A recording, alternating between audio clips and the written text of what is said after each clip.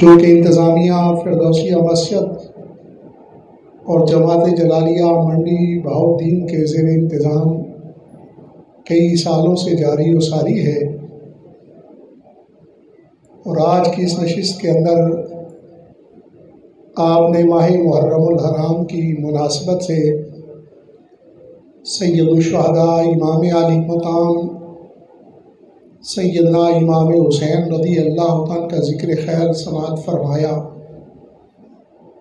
یقیناً اہل بیت اطہار رضوان اللہ اجمعین کی محبت،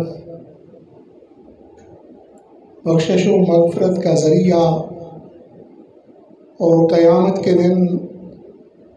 نبی پاک صاحب الاولاق صلی اللہ علیہ وسلم کی شفاعت کے حصول کا ذریعہ ہے۔ اللہ رب العزت اس محبت اہل بیت اطہار رضوان اللہ اجمعین کو قبول فرماتے ہوئے سبھی شرکاء کو قیامت کے روز سرکار دو عالم صلی اللہ علیہ وسلم کی شفاعت سے مستفید فرمائے۔ اسی مناسبت کے ساتھ شہداء اسلام کے حوالہ سے اللہ رب العزت نے قرآن مجید فرقان حمید کے اندر ارشاد فرمایا، وَلَا تَقُولُوا لِمَن يُقْتَلُ فِي سَبِيلِ اللَّهِ أَمْوَاتٌ، اور نہ تم کہو واسطے جو قتل کیے گئے اللہ کی راہ میں مردہ، بل احیاء، بلکہ وہ زندہ ہیں، وَلَٰكِن لَا تَشْعُرُونَ، لیکن تم شعور نہیں رکھتے۔ قرآن مجید فرقان حمید کے اندر جو اللہ رب العزت کی راہ میں قتل ہوتے ہیں انہیں زندہ قرار دیا گیا، اور ہمیں مخاطب کر کے اللہ رب العزت نے فرمایا کہ تم ان کی زندگی کا شعور نہیں رکھتے۔ اس اعتبار سے ابتدائی کلمات کے ذریعے میں یہ سمجھانا چاہوں گا کہ زندگی کیا ہوتی ہے اور موت کیا ہوتی ہے۔ بنیادی طور پہ انسان کی حقیقت یہ ہے کہ روح متعلق بالبدن کا نام انسان ہے۔ جب جسم کے اندر روح موجود ہوتا ہے اس صورت کے اندر انسان مکمل ہوتا ہے اور دونوں جزء اس کے پائے جاتے ہیں، اور جب روح کا بدن سے انقطاع ہو جائے تو اسے موت سے تعبیر کیا جاتا ہے۔ شرح الصدور کے اندر حافظ الحدیث حضرت علامہ جلال الدین سیوطی رحمہ اللہ نے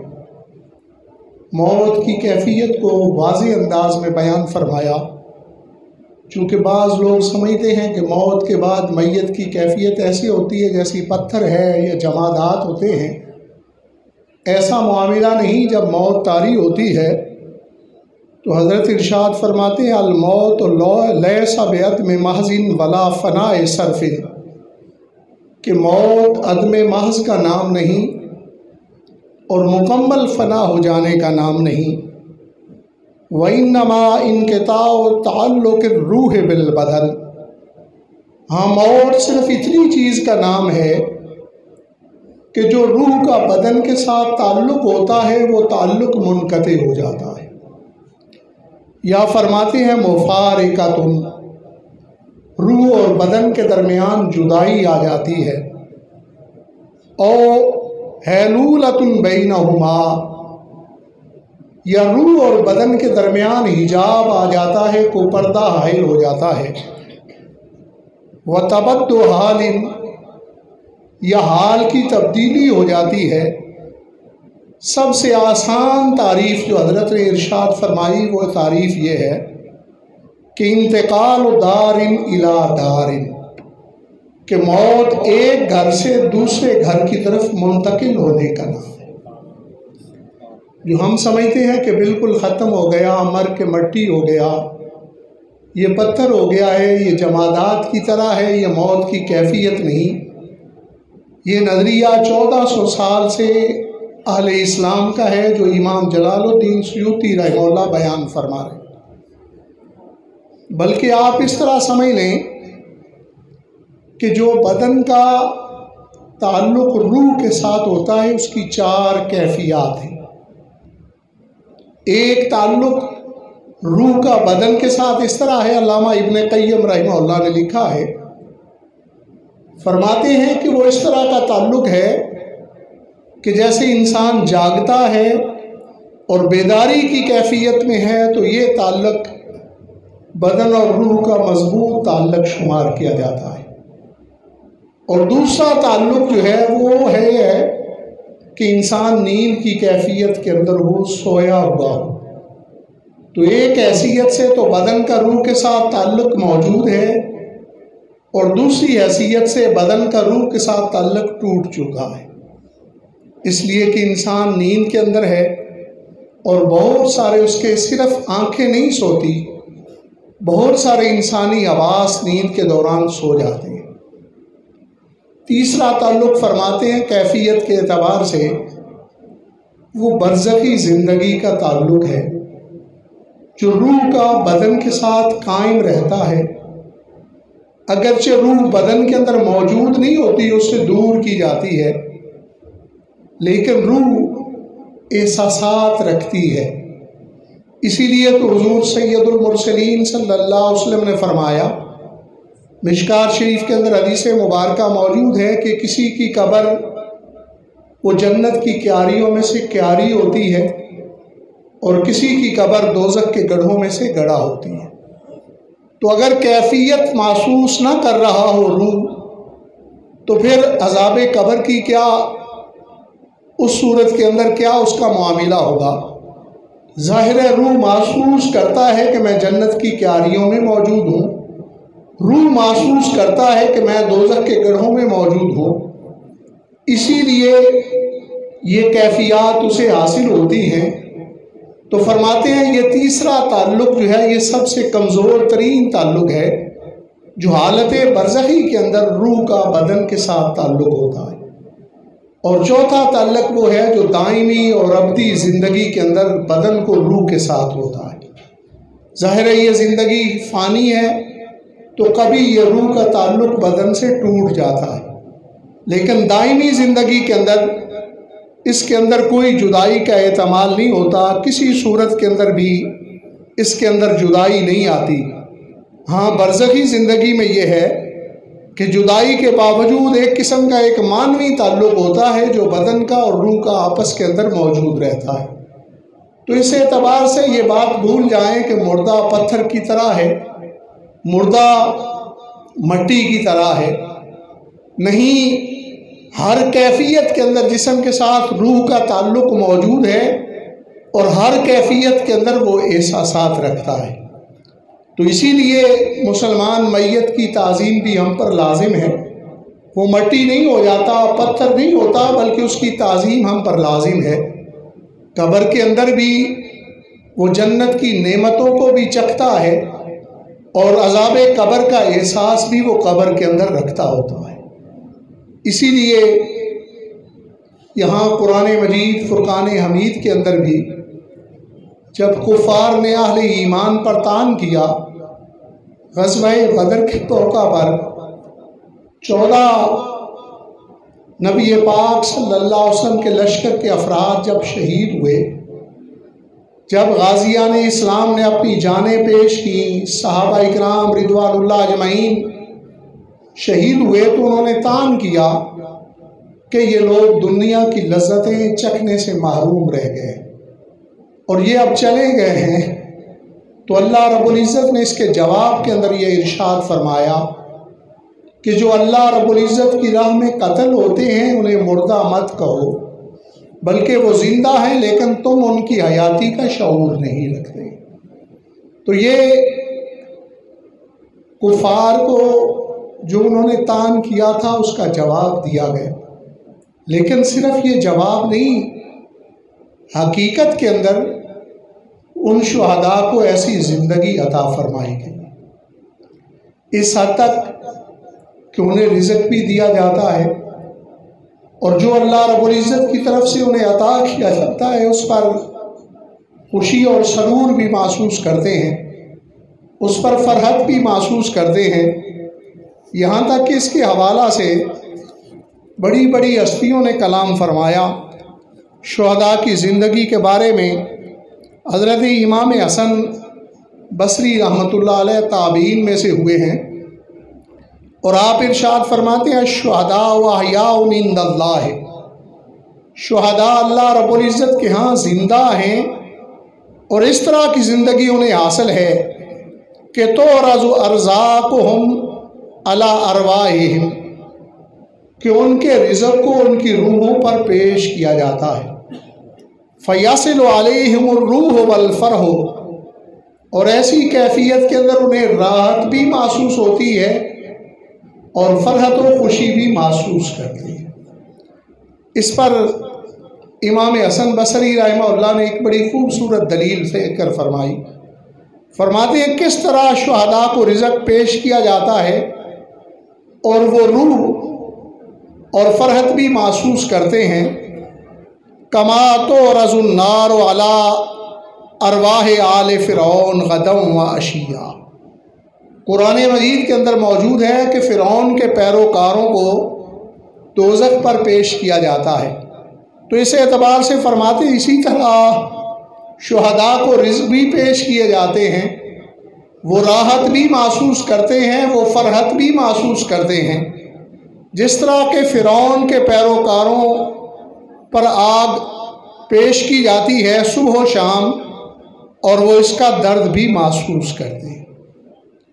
اور شہداء کی زندگی کے حوالہ سے حضرت مجاہد رحمہ اللہ، حضرت سیدنا عبداللہ بن عباس رضی اللہ تعالی عنہما کے تلامذہ میں سے ہیں، تو آپ پھر ارشاد فرماتے ہیں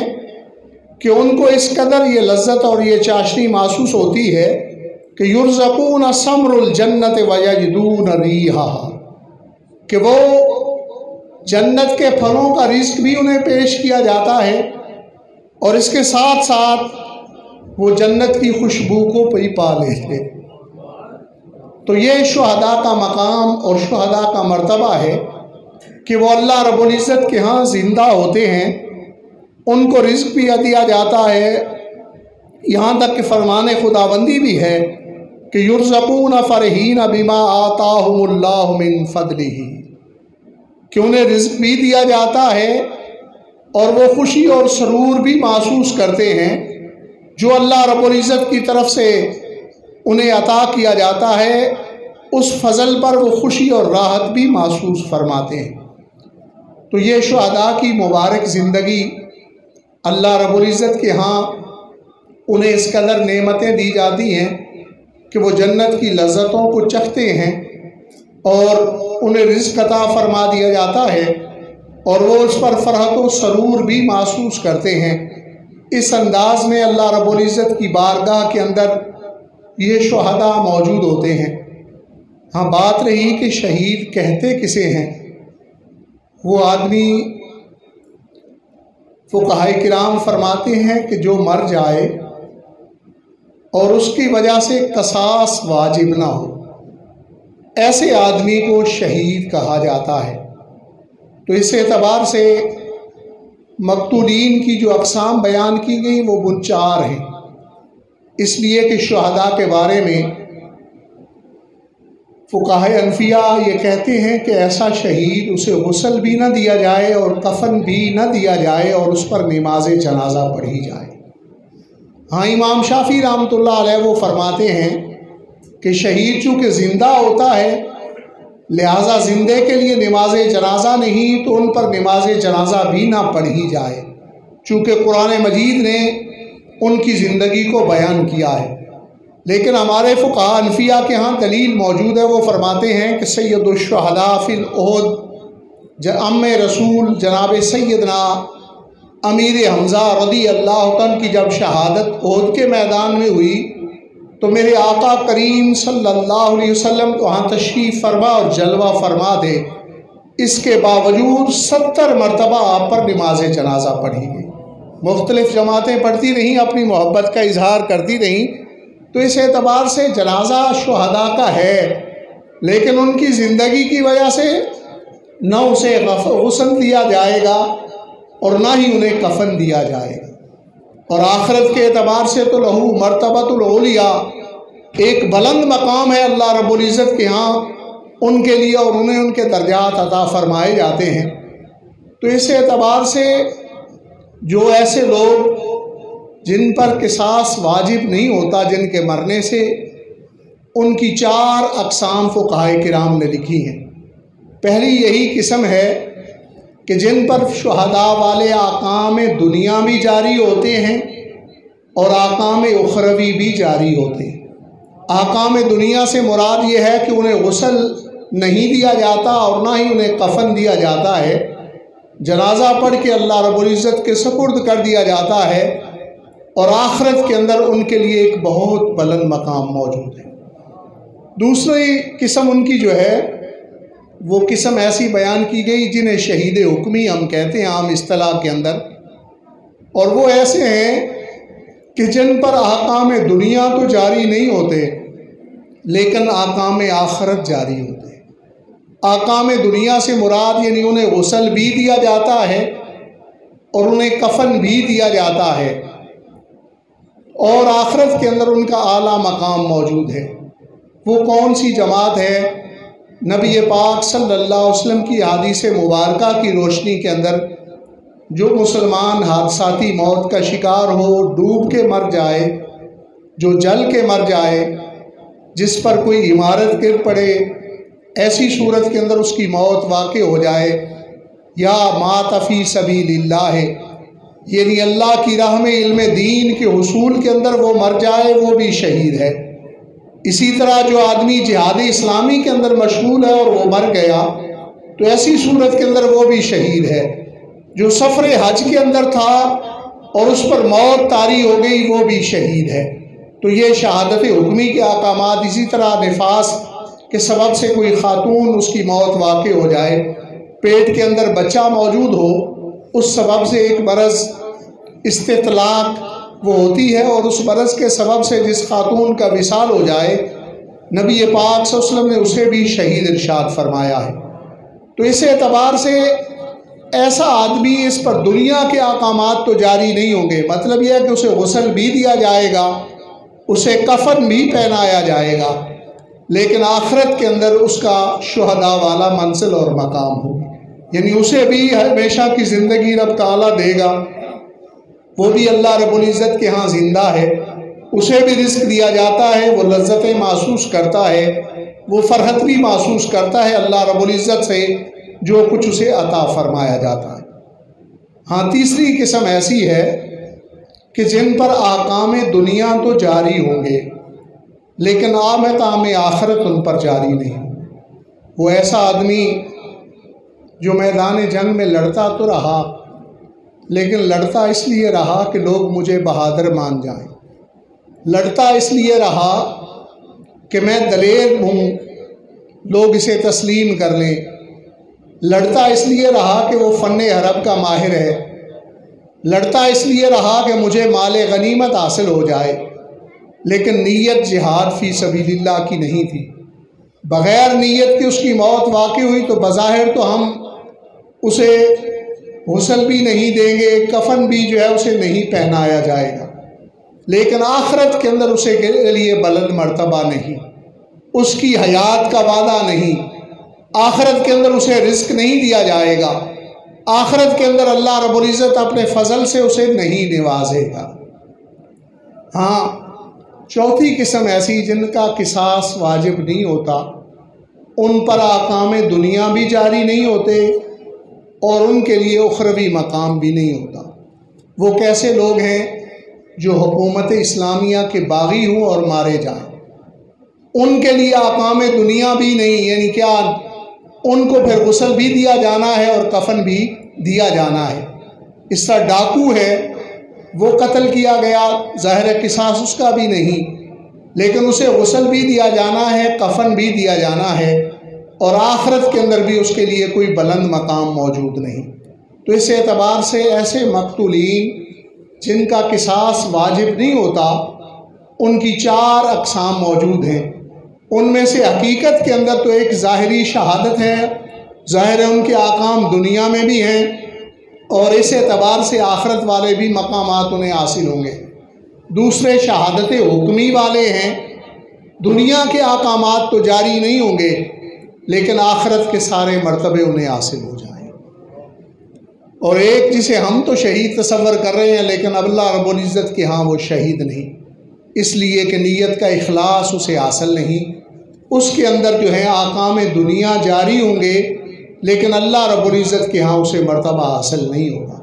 اور چوتھی قسم کا تعلق شہداء سے ہے ہی نہیں، لیکن قصاص ان کا نہیں ہوتا، اس لیے فقہاء نے اس کے تحت اسے ذکر کر دیا۔ وہ باغی ہے، وہ ڈاکو ہے، قاطع طریق ہے، تو ایسا آدمی نہ اس پر احکام دنیا جو ہیں وہ جاری ہوں گے اور نہ ہی آخرت کا مرتبہ اسے حاصل ہوگا۔ تو اس اعتبار سے یہ حیات شہداء کے حوالہ سے جو مفسرین اور فقہاء کرام نے اس پر بحث فرمائی، روح کی حقیقت، کیفیت اور اس کے تعلق کے حوالہ سے جو صوفیاء کرام نے کلام کیا وہ آپ کو پیش کر دیا۔ اللہ رب العزت ہمیں بھی شہداء کے توسل سے جذبہ شہادت عنایت فرمائے